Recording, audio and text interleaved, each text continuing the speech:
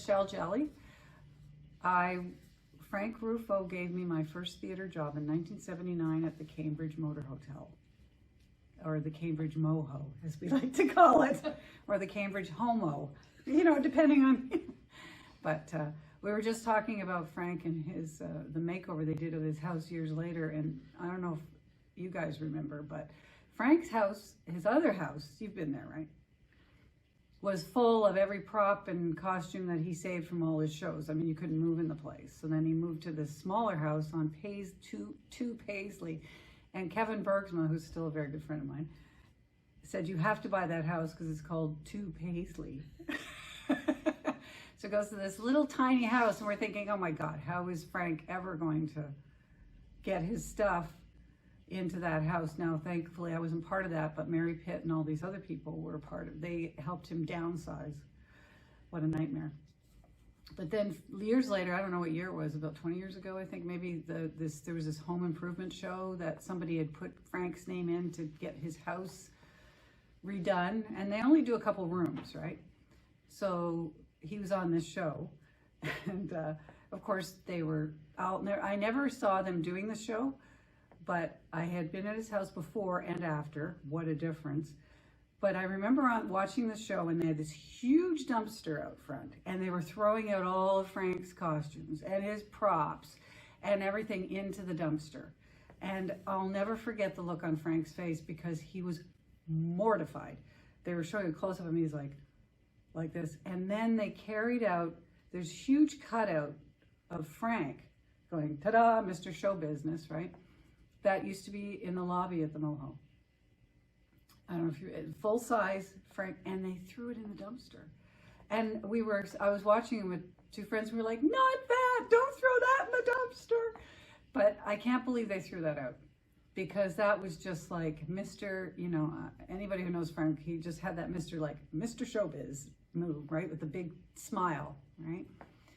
And, I'll never forget that. That was interesting. But, yeah, and then they painted his kitchen bright purple. It was actually, I don't even know if it was purple. I can't even describe the color, but it was not Frank. They did, however, leave his barbershop chair. He had one of those 19th century barbershop chairs with the velvet seats and everything, and that stayed in his kitchen. Probably because it was too heavy for them to move it.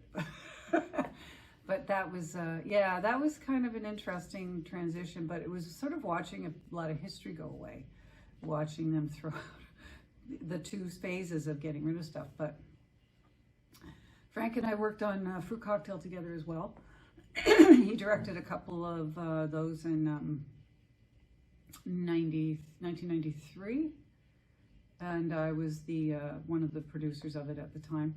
And we had Fruit Cocktail, for people who don't know, was a variety show that raised money for the lesbian gay community appeal, and had been going on since '83. In fact, this year they're having a big reunion thing. And it was like a vaudeville show, like sketch comedy mixed with, songs and everything. And Bob Ainsley choreographed it, and Garth Lambert was the piano player and composer and arranger.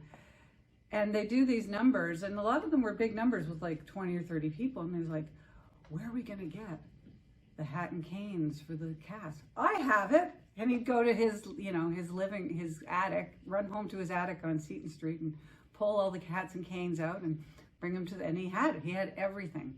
So even though his house was a bit of a chaotic mess, Frank knew where everything was, and he kind of cataloged everything in his head from all his past shows he'd been doing for for 40 years.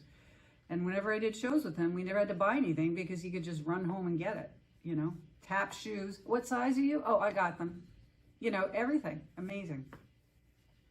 My roommates that I was living with, Lou DeCampo, Kevin Bergsma, had gotten hired, they're entertainers, to do this, review show way up at the airport. And that was the day when TTC barely went out that way. Like, there was a bus that ran like once every 3 hours. The airport strip was a little, shall we say, seedy.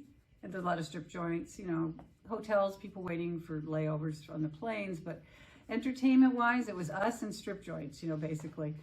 And Kevin and Lou said, well, I know you want to be a stage manager. We need a stage manager and somebody to run the follow spot and blow up balloons and that kind of stuff. So come, you know, want to come do it? I said, sure. So I walk into this place and it was amazing to me because it was an old disco, I guess, right? And it had the dance floor and the chairs all around and an old disco, you know, DJ booth. And to get to the DJ booth, because I was responsible for putting the music, pre-show music onto, there was like a room that you had to go through, and then there was like a door like 3 feet high and crawl through and get into the DJ booth.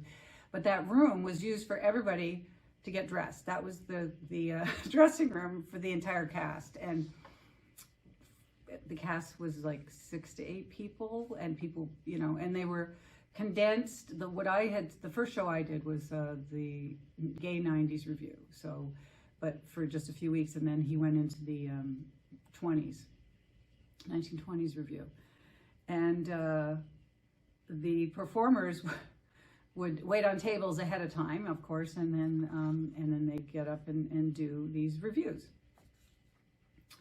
And I'll never forget, like going through the music, I'd have to climb through, and people would be half naked, getting ready and changing and cavorting, and it was a really great bonding experience for everybody, actually. But I was also responsible for blowing up balloons with these helium things that they did something with at the end, and I can't even remember. I think the actors ran around and gave out balloons to the audience afterwards. And I literally stood on top of the bar with the follow spot, because it was the only place we could put it, at the back, and did follow spot, because their lighting was disco lights and a follow spot. On this stage that was, you know, the ceiling was low, and the stage was about, I don't know, 2.5 feet high. And Lou was like over 6 feet tall, and they're performing, and their heads are hitting the lights, you know, and, you know, stuff like that. But we had so much fun. And Frank would, of course, open the show and do his thing, and then the cast would come out and dance and perform. And I remember how talented everybody was. Like everybody who did the Moho shows went on to do other stuff, like work for quite a long time, and some are still working, right? And that's where I met Garth, too, who ended up being our musical director for Cocktail. Doug Balfour. But Frank was great. He would sit at the bar before the show drinking his white wine spritzers, because he didn't want to get drunk, but he wanted to, you know, have a drink. And in his flashy jacket with his big smile, and he was always laughing. I actually always thought it would be really great to write a TV series about the Moho.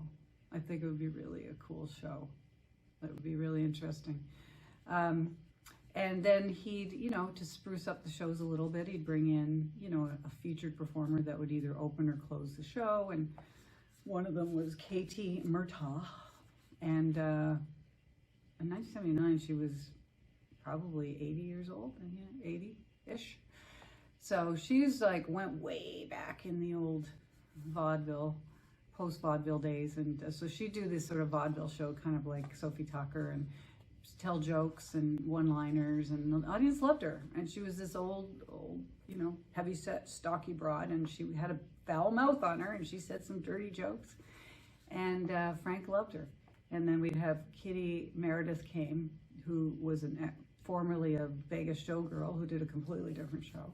Her nickname was, we called her Kitty Litter. But the phenomenal thing about that is that the Moho shows was that we are all, most of us, still friends, even now. You know, like, we brought our friends in too, like Melissa Graham and I went to Brock together, so we brought her in. Melissa, we brought her in. And she also did, a lot of them ended up doing Fruit Cocktail in the 80s as well. Isoon Bassaran, who I'm still very good friends with. Typhoon Bacharach, we called her. Everybody had different names.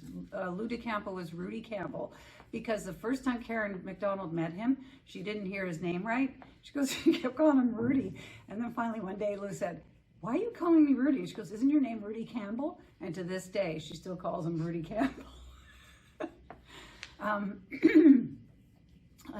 about 4 or 5 years ago, before COVID, a bunch of us went to see Frank in Hamilton, and it was Karen, Isoon, Lou, a couple other people, and we had so much fun, such a laugh, because everybody talks about that time with such happiness, like, and joy. I mean, yeah, we were young and carefree, but the ridiculous things that would happen when we were working too, right?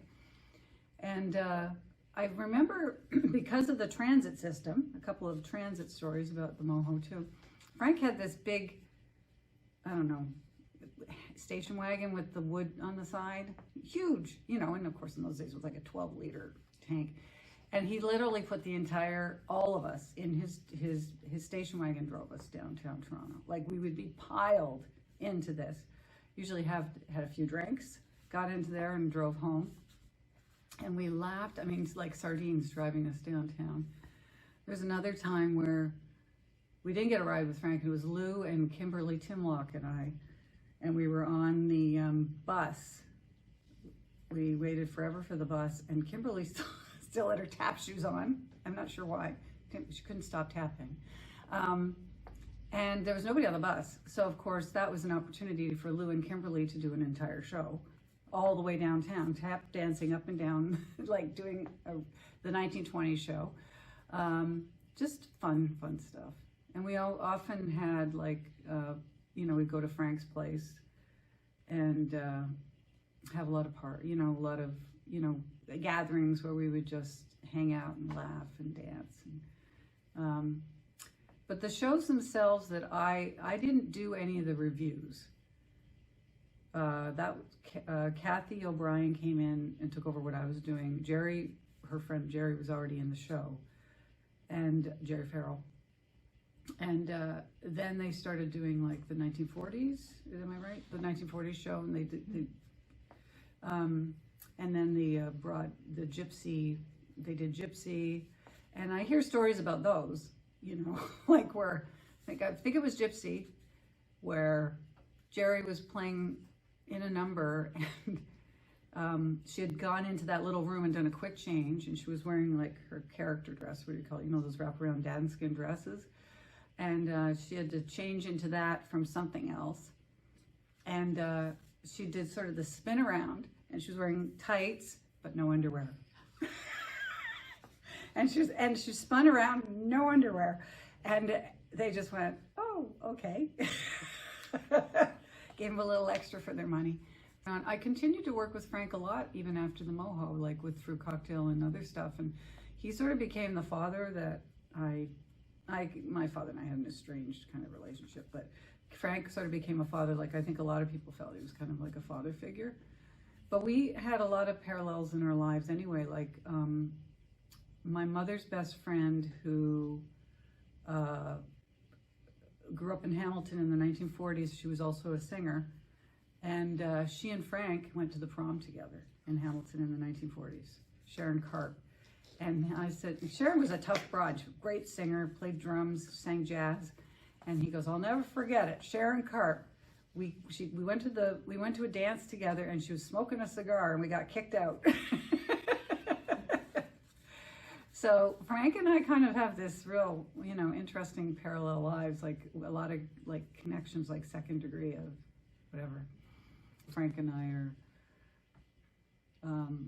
We always kept in touch, but I didn't always work with him. We just became more really good friends, and I would go visit him at his house and stay with him and all that kind of stuff. But we worked a lot together from 79 through the 80s with the Moho, obviously, and Fruit Cocktail. And it was sort of like everybody who did Fruit Cocktail had done the Moho, like the choreographer, musical director, everybody, right? The one thing I'll say about Frank, just as a person, as we all know how wonderful he is, but I remember when he lived on Seton Street, he used to really care about the people in the neighborhood, the homeless people and that too, you know, and he would bring, you know, he'd let them sleep in his car, in his driveway. He'd find a homeless person sleeping in his car, and he'd be like, oh, well, you know, here, have a cup of coffee, you know, just a really amazing I'm going to get weepy now. And I think we all miss him.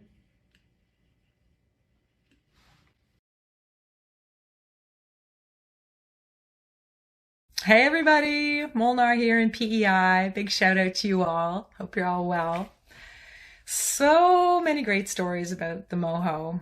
The first one that came to mind is driving home after the shows every night in the back of Frank's station wagon, smoking pot. Of course, I wasn't smoking pot. Everybody else was. Going over that big hump in the pavement on the Gardiner Expressway. It was just such an amazing moment every night going home. Frank also taught me how to partner dance with a man properly, how to create tension on stage, how to enjoy myself, how to believe in myself. He gave me a kind of love that is rare, and I always called him my adopted father because he was a wonderful father to me, and I really needed that at that time. So thanks, Frank. Of course, lots and lots of stories about Frank. One of the most amazing times I had with him was when I did my first show with him and I was playing Annie Oakley in Annie Gate Your Gun. And Frank taught me how to walk on stage. After an entire year of Sheridan College, I had no idea what I was doing, but Frank knew how to teach me the most important things. And I'm forever grateful to him for that. And let's not forget the fact that we were like 6 or 8 men and women crammed together in a room the size of 2 bathrooms, changing, quick changes, crying, laughing. Oh my God, they were good times. And then going out and serving the public. That was really fun, and making more money than I knew what to do with at that time. Somebody must have already told the story about Jerry Farrell coming out as Lola without her underwear on in the scene with John Dvorsky, whatever Lola gets. And Kathy shut the lights down in the theater because when she did the kind of lungy splits towards him and revealed that she didn't have any underwear on under her fishnets, well, hilarity ensued. Or didn't. And can somebody please remind me the name of that woman with the candy floss hair who sang, like, did her own thing, and she'd sing things like, "Nobody loves a fat girl. I'm just a truck upon that highway of love." I can't remember her name. Who was that? Did she really exist? Katie Murtaugh. Was it Katie Murtaugh? Am I insulting somebody? So many wonderful memories of Kathy Elliott at the Moho. That's where we met and became fast friends. And I fell in love with her and her music. And she used to play me folk songs on her guitar. And she made a cassette for me of all her songs. And I played it and played it and played it. And that was Annie Get Your Gun. And she was the Indian, not yet knowing that she actually was an Indigenous person. That was pretty cool.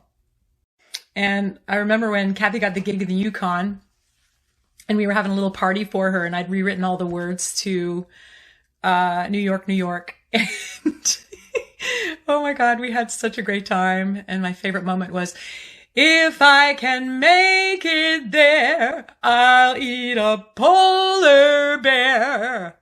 Hilarious. Hey, and do you remember going to the Imperial Room after the show sometimes on a Saturday night with Gino Empri, is that his name? And Frank, and we'd see like Sarah Vaughan and like all kinds of crazy, famous, cool people. And it felt like we were like superstars going to this secret party. It was so amazing. And I was like 12. It was so cool. That was fun. I have a wonderful story about the one and only Pat Dawson. One day, Pat came in to run rehearsals because Frank had to run and do something. And after rehearsal, I was laughing in the dressing room with Jerry and Kathy, probably. And I came out and she said, "Wow, your laugh really reminds me of an old friend of mine, Erla Vickers, that I used to do theater with in Hamilton many years ago." And I laughed and she said, "What's so funny?" And I said, "Erla Vickers is my mother." It was so cool.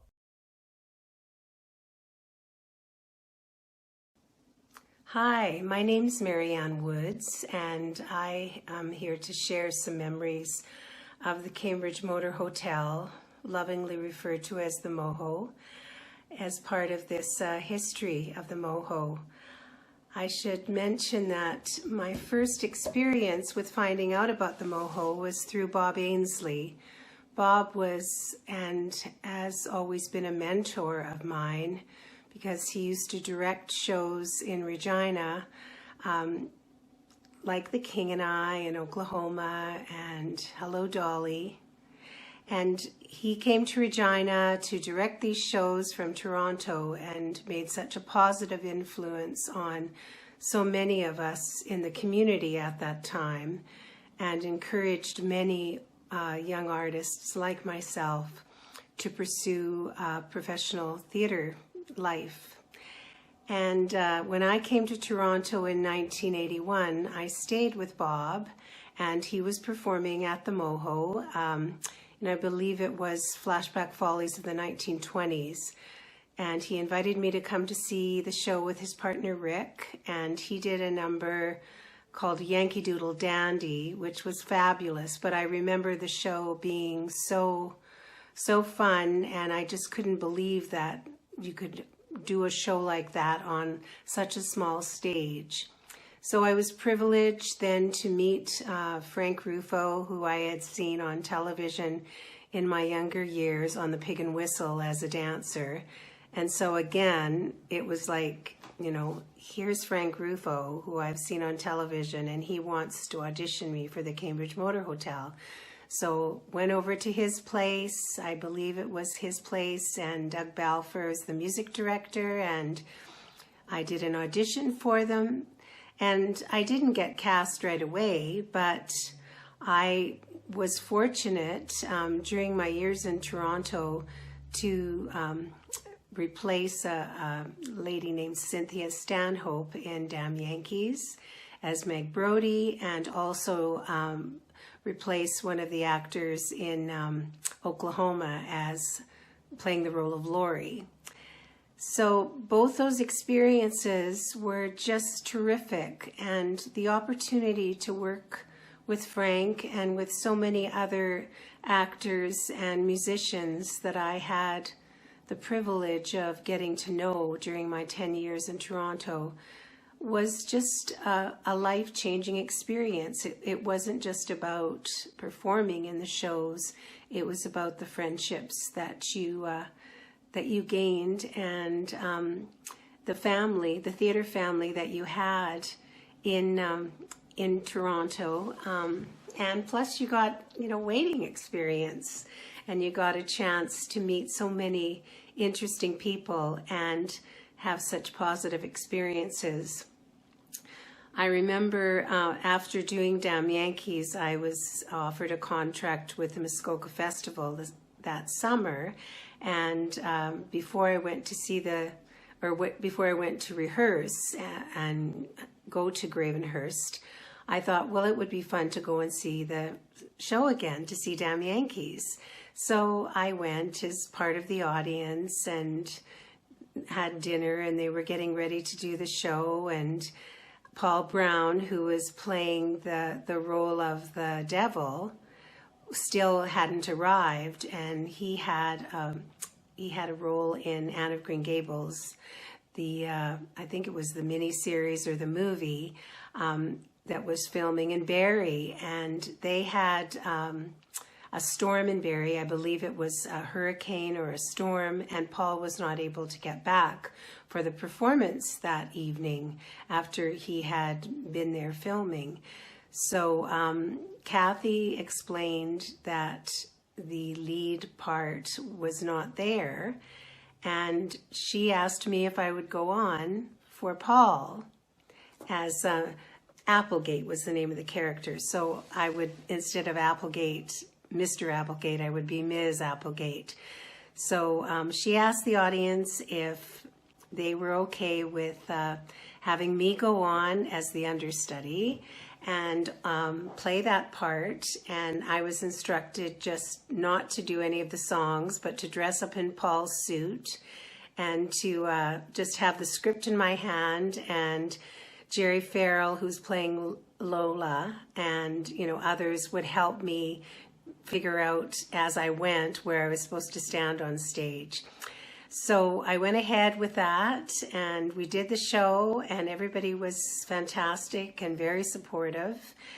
And then after the show, Paul called Kathy O'Brien, who was our stage manager, and said, well, did you end up doing the show? How did everything go? Did you have to cancel? And Kathy said, well, no, Marianne Woods was here, and she agreed to fill in for you. And you know, everything went okay. The audience was okay with that, and the show went on, and, you know, which was, I think she said she would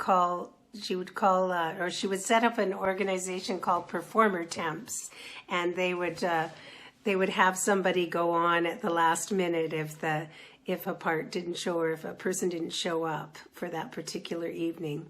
So Paul Brown still talks about that experience, and we always have a giggle over it. And I remember him sending me a very thoughtful note afterwards and saying, thank you for filling in for me. So those kind of stories are things that you remember fondly about the Moho. And also I remember, Jerry Farrell and Kathy O'Brien discovered this place on Ronsonville called Keiko's, and it was a lovely little restaurant that was owned by a Japanese lady, and I believe, and anyway, we would finish up pretty late at night, and everybody would be hungry, of course, so we would go to Keiko's, and she would open up for us and feed us a fabulous meal, or, you know, whatever she happened to have on hand. And she had all of these pictures of some of the Moho cast on her walls. So she would ask, you know, for a picture and a signature, and she would put your picture up on the wall and have it there as kind of a tribute to the Moho cast. And years later, actually, after I returned to Regina and I was working with an arts organization and we were having a provincial conference, an agent was there representing an artist that was showcasing, that was doing an audition for the arts councils that were present. And he said, you know, you look very familiar to me. Would I have seen you in any plays or musicals when you lived in Toronto? And would I have seen a picture of you? He said, because there's a restaurant that I used to go to in Toronto, and your picture was there. And I said, well, that would have been Keiko's restaurant on Roncesvalles. And so, you know, it's just these funny little stories that come up and are become part of your life or part of a conversation that you have with someone. I just have to say that that experience again was just a beautiful experience for me. I met so many interesting people, and we're still friends after all this time, even though we don't see each other very often. If I'm ever in Toronto, or if I'm ever on Facebook, and we've actually had one Zoom meeting for sure where we got together, and Karen McDonald will attest to this, that we were able to visit on Zoom and spend time with each other. And Mary Pitt is another friend that I've been a lifelong friend from Toronto. Lorraine McMahon Nelson. There's so many people that I treasure from that time. And it was, you know, because of Bob that I got that audition and met Frank and Doug and all those other wonderful people. So thank you so much for the opportunity to share my stories, and go Moho.